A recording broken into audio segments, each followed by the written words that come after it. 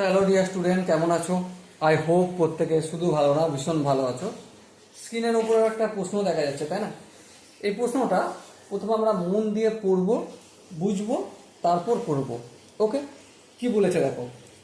A can complete 1/3 part of A work in 5 days. B can 2/5 part of the same work in 10 days, and she can do 75% of the same work in 15 days. They work together for 6 days. In how many days will be alone complete the remaining work? মুদ্রা কথা কি? মুদ্রা কথা হচ্ছে যে এ 3/1 কাজ complete করতে পারে 15 দিনে, আবার বি 5/2 কাজ কমপ্লিট করতে পারে 10 দিনে, আবার সি 75% কাজ কমপ্লিট করতে পারে 15 দিনে। এবার তারা মানে এ প্লাস বি প্লাস সি তিনজন মিলে 6 দিন কাজ করলো। নিশ্চয়ই 6 দিনে সমস্ত কাজ হবে না, অবশিষ্ট যেই কাজটা থাকলো সেই কাজটা কে করলো? বি একা করলো। কত দিনে করবে সেটাই আমাদেরকে করতে হবে।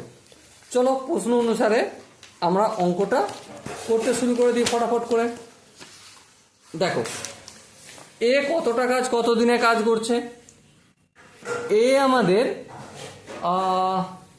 1/3 মানে 1/3 কাজ করছে কত দিনে? 5 দিনে, 5 ডে। তাহলে 1 কত দিনে করবে? অবশ্যই 5 গুণিতক 3/1 মানে 15 দিনে। তাহলে এ 1 কাজ করছে 15 দিনে, তার মানে এ 1 দিনে কতটা কাজ করবে? অবশ্যই 1/15 বলো এই জায়গাটা কি বুঝতে অসুবিধা রয়েছে? আই হোপ কারো বুঝতে অসুবিধা থাকার কথা নয়। চলো এবার বি এর কেস কি হয়েছে দেখো। বি হচ্ছে 5/2 নাকি বলেছে দেখো তো একটু ধ্যান দিয়ে। বি ক্যান 2/5 মানে 5/2 মানে 2/5 কাজ করছে কত দিনে? দেখো এখানে বলে দিয়েছে 10 দিনে, তাই না? তাহলে 10 days লিখবো। তাহলে 1 কাজ করবে কত দিনে? 10 × 5/2 মানে 2 × 2 5 2 × 10 5 5 25 দিন। তাহলে বি 1 কাজ করছে 25 দিনে, তাহলে বি 1 দিনে কতটা কাজ করবে? অবশ্যই 1/25 কাজ করবে। ওকে, আবার সি এর গল্পটা কি? 75% মানে আমি কি বলতে পারি? 75/100 অংশ। আর একটু যদি কাটাকাটি করি 3/4, তাই না? 25 দিয়ে ভাগ করলাম দুটোকেই উপর নিচকে, তাহলে কি পেলাম? 3/4 কাজ কত দিনে কমপ্লিট করছে সি? দেখো 15 দিনে বলেছে, এই 15 দিন লিখলাম।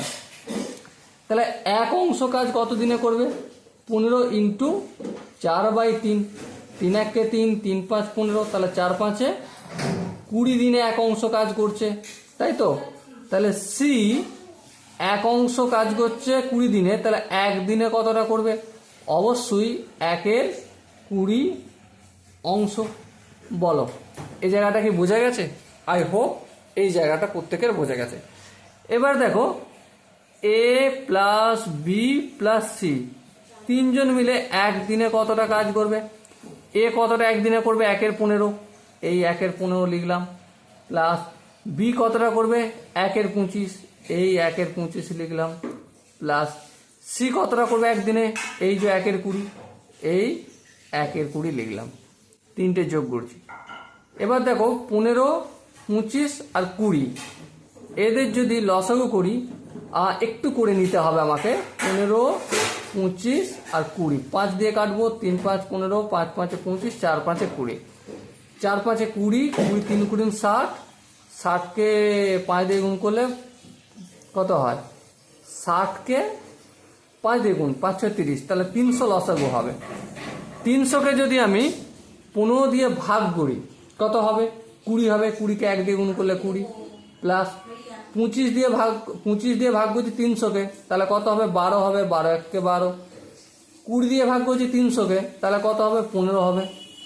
এবার যদি একটু কাজ করে নিই, 20 + 12 + 15, 5 আর 2 7, হাতে কিছু নেই, 1 আর 1 2, 2 দিয়ে 4, তাহলে 47/300 অংশ কাজ করছে একদিনে। তারা কতদিন কাজ করেছে? 6 দিনে। তাহলে A + B + C 6 দিনে মোট কাজ কতটা করবে? অবশ্যই একদিনে যতটা কাজ করছে 47/300, এটা কি হয়ে যাবে? 6 দিয়ে গুণ হয়ে যাবে। হ্যাঁ ঠিক, 6 × 1 = 6, 5 × 6 = 30, তাহলে এখানে কি হলো?